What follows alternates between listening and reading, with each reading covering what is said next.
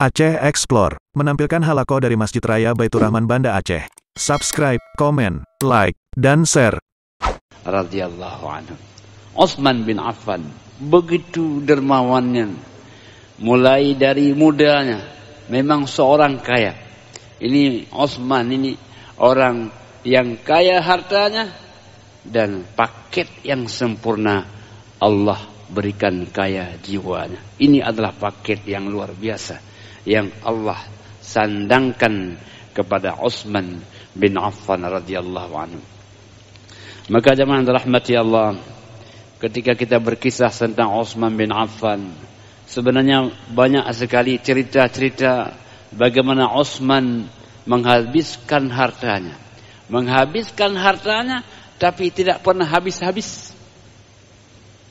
Karena niat ikhlasnya kepada Allah Subhanahu wa taala, semakin banyak beliau habiskan hartanya, semakin bertambah pula harta itu dari zat pemilik semua harta ini. Ketika di Madinah Al-Munawwarah adalah masyarakat sangat sulit mendapatkan air. Dan mereka itu harus membeli air dengan harga yang agak mahal adanya. Itulah salah satu sumber-sumber air disebut dengan Bi'ru Rumah. Bi'ru Rumah ini pemiliknya kalau menjual air itu dengan harga yang tinggi.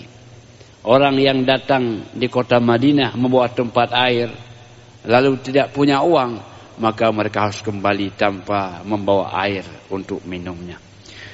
Maka jemaah rahmati Allah Subhanahu wa taala, Nabi sallallahu alaihi wasallam menawarkan kepada para sahabat, kata Nabi sallallahu alaihi wasallam, "May yashtariha bi anna lahul jannah."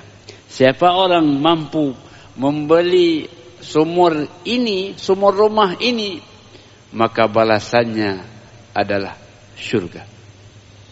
Jemaah rahmati Allah Subhanahu wa taala, terdengar kalimat itu dari Nabi sallallahu alaihi wasallam, Utsman segera merintahkan salah satu pendampingnya untuk melihat sumur rumah itu bagaimana dan berapa harganya.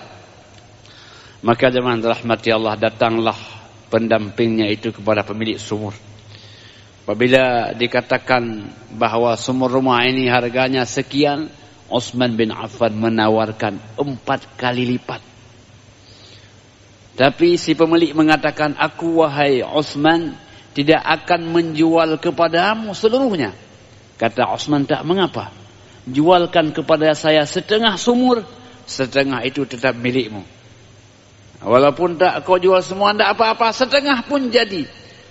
Maka sepakatlah 1 hari untuk Utsman, 1 hari untuk dia. 1 hari untuk Utsman, 1 hari untuk pemilik sumur. Utsman rela membeli 4 kali lipat karena ia akan mendapatkan balasan surga dari Allah Subhanahu wa taala. Maka Utsman kemudian mengatakan, "Wahai kaum muslimin, siapapun Anda yang butuh kepada air, hari ini adalah giliran kita. Silahkan datang, ambil airnya gratis harganya." Masya Allah. Ambil airnya sebanyak-banyaknya dan akan Anda dapatkan gratis airnya. Ambillah dia untuk 2 hari, karena esok hari maka Anda harus membayar airnya. Maka ambillah mereka untuk 2 hari. Untuk hari ini dan esok hari. Maka esok hari tak ada satupun orang yang akan membeli air. Maka kata pemilik sumur, "Kalau begitu Utsman, aku jual seluruhnya untukmu. Aku jual seluruhnya untukmu." Akhirnya Utsman pun membeli seluruhnya. Hari ini menjadi milik Utsman bin Affan. Tapi Utsman tak butuh kepada sumur. Utsman butuh kepada Allah Subhanahu wa taala. Hari ini, air ini aku sedekahkan selamanya kepada Allah Subhanahu wa taala. Maka kapanpun siapapun orang bisa menikmati betapa indahnya air rumah yang menjadi sedekah Utsman bin Affan, yang mengalir air itu, mengalir dalam dunia dan hingga mengalir yaumal mahsyar kelak nanti. Maka jemaah dirahmati Allah Subhanahu wa taala, sedekah yang salah satu sedekah yang paling afdal. Salah satu sedekah yang paling afdal dalam hidup kita adalah sedekah air. Karena air adalah sumber kehidupan. Waja'alna minal ma'i kulla syai'in hayyin afala ta'qilun. Kami jadikan benda-benda hidup dalam dunia ini dari air. Tidakkah kalian berfikir? Maka orang-orang dahulu jemaah dirahmati Allah, banyak sekali mereka menggali sumur di sudut sawahnya, di sudut kebunnya. Itulah air kehidupan yang hidupnya bukan untuk hanya dunia ini dan akan terus menghidupkan dia hingga yaumul mahsyar kelak nanti. Maka ada satu tafsir mengatakan, kenapa air itu merupakan sedekah yang paling afdal? Karena ada dialog antara penghuni surga dengan penghuni neraka. Kata penghuni neraka, wahai orang-orang dalam surga, an-nafidu alaina al-ma'. Bisakah kalian berikan kami sedikit air? Kami haus dalam neraka ini. Maka mereka mengatakan, hari ini tak boleh lagi, diharamkan air ini untuk kalian. Maka jemaah dirahmati Allah Subhanahu wa taala, sedekah ini sedekah yang istimewa, sedekah yang paling afdal, yang apabila kita mampu melakukannya, maka kerjakanlah itu agar air itu tetap mengalir dalam kehidupan dunia dan terus mengalir hingga yaumul mahsyar kelak nanti. Hamba Allah yang dimuliakan oleh Allah Subhanahu wa taala, betapa sumur rumah ini sumur yang sangat istimewa di kota Madinah. Di tengah gurun pasir yang sangat minim air, dan begitu makna adanya air bagi mereka itu. Maka Utsman bin Affan tahu itu, tahu nilai ekonomisnya, tahu betapa penting air dan memiliki nilai yang luar biasa. Tapi Utsman juga tahu, lan tanalul birra hatta tunfiqu mimma tuhibbun. Tidak akan sempurna kebaikan seseorang. Dia baik, ya, tapi tidak akan sempurna kebaikan itu hatta tunfiqu. Al-ghayahnya apa? Puncaknya apa? Hatta dia mampu menafkahkan, mensedekahkan sesuatu yang paling dia cintai. Kita mensedekahkan sesuatu yang kita cintai, bagus. Kita cinta kepada harta 5.000, 10.000, itu bagus. Tetapi ada barang yang paling kita cintai. Kalau itu mampu kita sedekahkan, maka kita sudah sampai kepada puncak dan puncak kebaikan. Puncak dan puncak kebaikan tak akan tergapai sebelum orang mampu melepaskan sesuatu yang paling dia cintai. Maka jemaah dirahmati Allah Subhanahu wa taala, para sahabat-sahabat Nabi sallallahu alaihi wasallam telah membuktikan dan telah mempraktekkan mereka mampu untuk memberikan sesuatu yang paling mereka cintai.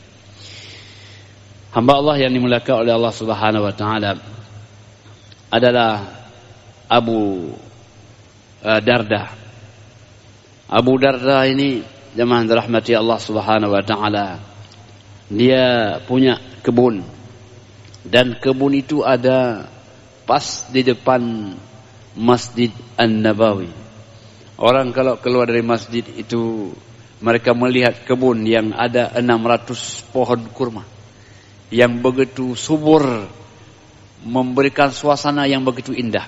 Dalam kebun itu ada sumur untuk menikmati suasana yang begitu indah, dilengkapi dengan sumur itu.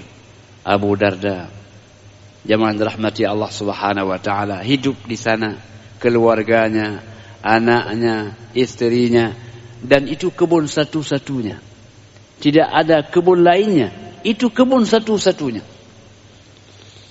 Beliau katakan, ya Rasul, kalau ini saya sedekahkan, apa balasannya? Nabi mengatakan balasannya adalah syurga.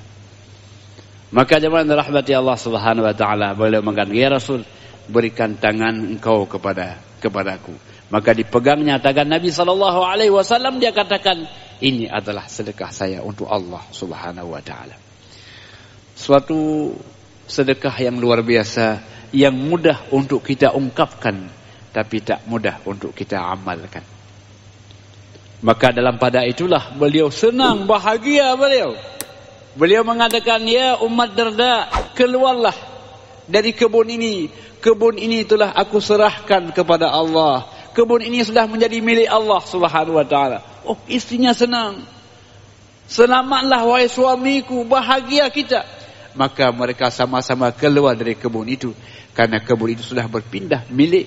Dari milik beliau menjadi milik Allah yang sempurna. Jadi jemaah dirahmati Allah Subhanahu wa ta'ala, harta ini tidak bisa kita bawa mati. Tapi harta bisa kita bawa mati dengan cara kita mentransferkan dia dari milik pribadi kita menjadi milik Allah Subhanahu wa ta'ala.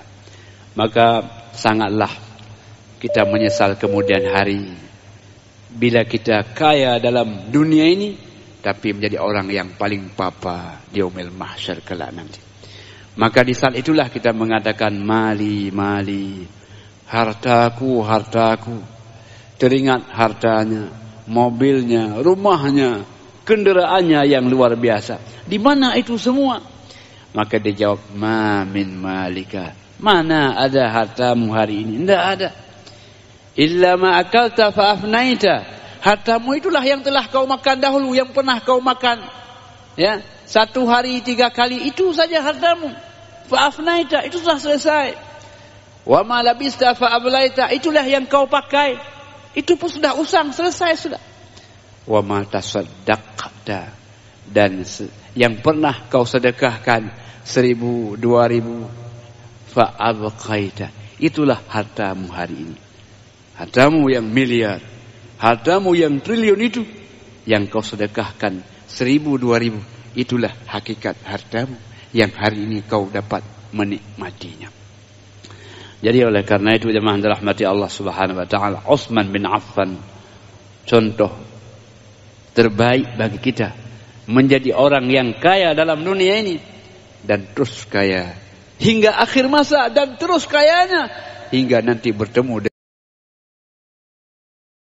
dengan Allah Subhanahu wa ta'ala. Jadi kayanya Utsman bukan hanya dalam dunia. Kayanya Utsman sejak dalam dunia ini hingga bertemu dengan Allah tetap menjadi Utsman yang kaya, Utsman yang dermawan. Jadi oleh karena itu jemaah dirahmati Allah, tidak ada kisah orang dermawan itu miskin dan meninggal dalam kemiskinan. Tidak ada cerita itu. Dan tidak pernah akan ada. Karena Allah berjanji. Allah katakan dalam hadis qudsi, Unfiq alaika. Coba kau beri. Kalau kau berani memberi, aku juga akan berani untuk memberikan kepadamu. Maka itulah sebabnya kenapa orang yang memberi itu tidak pernah menjadi orang miskin untuk selama-lamanya. Rupanya memang begitulah Allah Subhanahu wa ta'ala memberikan keyakinan kepada kita bahwa orang yang paling baik dalam dunia ini orang yang sanggup untuk berbagi. Maka dalam hadis Nabi mengatakan, khairun nasi anfa'uhum linnas. Orang yang paling baik, orang yang dirasakan manfaat oleh orang lain. Mampu dia berbagi hartanya, berbagi tenaganya, berbagi ilmunya, berbagi apapun. Dia bila dia bahagia, dia bisa berbagi kebahagiaannya kepada orang lain. Pun orang lain akan mengucapkan alhamdulillah. Bila dia bertambah hartanya, orang akan merasakan nikmat adanya. Kenapa? Karena hadirnya dia adalah untuk kebaikan dan kebahagiaan orang lain. Jadi walaupun nilainya 1, orangnya 1, tapi nilainya 1.000. Orangnya 1, tapi nilai dia itu adalah 1.000 karena dirasakan manfaat bagi orang lain. Maka jemaah rahmati Allah, pernah ada dalam satu pepatah itu isinya kira-kira begitu. Ya bna Adam, waladatka ummuka bakiyan, wan nasu haulaka yadhakuna surura. Wahai anak manusia, engkau ini dilahirkan oleh ibumu dalam keadaan menangis, dan manusia di sekitarmu ketawa gembira menyambut kedatanganmu. Jadi kata beliau, maka hendaklah engkau berbuat, ya, fahris li nafsika, berbuatlah untuk dirimu. Hendaklah berbuat untuk dirimu. Apabila kamu esok mati, maka engkau yang ketawa, biar mereka yang menangis akan kepergian. Baliklah keadaan. Kalau dulu ketika kau lahir, engkau yang menangis dan mereka yang ketawa. Tapi berbuatlah engkau sehingga nanti suatu saat ketika kau pergi meninggalkan alam yang dunia ini, engkau yang ketawa, biarlah mereka yang menangis akan kepergian.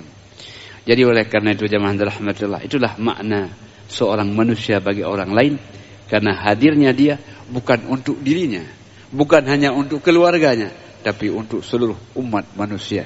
Dia mampu berkontribusi, mampu berbagi apapun yang dia miliki. Jadi jemaah rahmatillah, inilah konsep yang diamalkan oleh Utsman bin Affan radhiyallahu anhu. Hamba Allah yang dimuliakan oleh Allah Subhanahu wa taala. Jadi disebutkan sifat al-karam. Al-karam ini mulia. Makna mulia al-karim itu mulia karena senang berbagi, senang memberi kepada orang lain. Sehingga jemaah rahmati Allah, dalam Al-Qur'an itu kelihatannya kan konsep yang Allah tawarkan, konsep memberi. Anfiqu mimma razaqnakum, ya ayyuhalladzina amanu anfiqu min thayyibati ma kasabtum. Wahai manusia, hendaklah engkau memberi yang terbaik yang engkau usahakan. Alladzina yu'minuna bil ghaibi wa yuqimuna as-salah wa mimma razaqnahum yunfiqun. Orang bertakwa itu orang yang beriman kepada yang gaib, orang yang mendirikan salat, orang yang memberi. Memberi sebahagian kecil yang telah kami berikan kepadanya. Jadi menjadi orang yang beriman, menjadi orang yang bertakwa, konsepnya salah satunya adalah mampu untuk berbagi, mampu untuk memberi. Jadi jemaah dirahmati Allah Subhanahu wa taala, karena dengan memberi kita akan kaya, dengan memberi kita akan bahagia, dengan memberi kita akan merasakan ada makna dalam hidup ini. Nah, jadi itulah konsep yang diamalkan. Jemaah rahmatullah, untuk memberi itu tidak mesti harus menjadi orang kaya. Tapi menjadi kaya harus memberi. Karena justru dengan memberi itulah kita akan menjadi kaya. Karena hakikat orang memberi itu pada konsep dasarnya adalah orang yang kaya akan jiwanya, bukan karena kaya akan hartanya. Kalau kaya harta itu mungkin saja tidak memberi. Mungkin saja tidak memberi. Tetapi orang yang kaya jiwanya, dia akan memberi walau dia tidak banyak memiliki. Jadi konsepnya, wa yusiruna ala anfusihim walau kana bihim khasasa. Dia akan berikan kepada orang lain walaupun dirinya sendiri bukanlah orang yang banyak memiliki. Hamba Allah yang dimuliakan oleh Allah Subhanahu wa taala, memang ketika kita bicarakan Utsman bin Affan, ada 1001 sifat yang layak untuk kita teladani. Utsman bin Affan radhiyallahu anhu jamaah rahmati Allah juga dikenal dengan sifat al-haya, orang yang pemalu. Orang yang pemalu. Malunya bukan karena banyak orang yang melihatnya, hatta malunya walau dalam kesendiriannya. Malunya bukan karena hanya dilihat manusia, tapi malunya juga karena dilihat oleh Allah Subhanahu wa taala. Maka jemaah rahmati Allah, itulah sebab disebut al-haya'u minal iman. Malu itu bahagian daripada iman. Hamba Allah. Maka ada hadis Nabi sallallahu alaihi wasallam dari Ibnu Umar mengatakan, anna Rasulullah sallallahu alaihi wasallam kana jalisan. Pada suatu hari baginda sallallahu alaihi wasallam sedang duduk. Hadis sering kita dengar. Ya, fadakhala alaihi Abu Bakrin. Masuklah kepadanya Abu Bakar. Summa Umar. Kemudian masuk pula Umar bin Khattab radhiyallahu anhu. Fayabqa hay'atuh. Tapi tetap beliau seperti kondisi semula, tidak berubah. Tidak berubah tempat duduknya, tidak beliau perbaiki tempat duduknya. Summa dakhala alaihi Utsman. Tapi tak lama kemudian masuklah Utsman bin Affan radhiyallahu anhu. Ya. Fasawwa jilsatah. Maka beliau perbaiki tempat duduknya. Wa ghassa siyaba, dan beliau tarikkan pakaiannya. Ya. Maka Ummul Mukminin Aisyah radhiyallahu anha bertanya, "Ya Rasul, tadi masuk Abu Bakar, masuk Umar, tapi engkau tidak memperbaiki tempat dudukmu. Kenapa kalau masuk Utsman kemudian engkau memperbaikinya?" Maka baginda sallallahu alaihi wasallam sabda, "Ala astahi min rajul yastahi minhul malaikah." Tidakkah aku merasa malu kepada seseorang yang orang itu malaikat pun malu kepadanya? Tidakkah aku merasa malu kepada seseorang yang malaikat pun malu kepadanya? Begitulah Utsman bin Affan radhiyallahu anhu. Jemaah dirahmati Allah Subhanahu wa taala. Jadi oleh karena itu menjadi Utsman bin Affan adalah sosok yang sangat bahagia. Yang kebahagiaan itu dirasakan bukan hanya bagi Utsman bin Affan, tapi bagi semua manusia yang hidup pada masanya dan yang hidup setelahnya. Maka oleh karena itu jemaah dirahmati Allah Subhanahu wa taala, marilah kita menjadi sosok-sosok Utsman bin Affan dalam hidup kita ini. Yang kita miliki, harta benda yang kita punya sebenarnya akan menjadi milik kita bila kemudian kita menjadikan harta itu bermanfaat bagi orang lain. Jangan sampai kita sudah pergi meninggalkan alam yang fana ini, kita hanya bisa menikmati semasa kita masih hidup, tapi kemudian harta itu justru menjadi nikmat bagi orang lain dan kita tidak bisa menikmatinya. Artinya harta yang kita miliki, ketika orang lain bisa menikmatinya dalam hidup ini, itulah kenikmatan kita yang sebenarnya ketika kita kembali ke alam baka. Hamba Allah yang dimuliakan Allah Subhanahu wa taala, memang salah satu ujian kita dalam dunia ini adalah kecintaan kepada harta. Kecintaan kepada harta itu Allah ungkapkan dalam Al-Quran, wa innahu lihubbil khairi la syadid. Jadi wa innahu, inna itu huruf taukid, la itu taukid juga. Wa innahu, sesungguhnya manusia itu terhadap hartanya itu sungguh sangat dia cintai. Sangat dia cintai.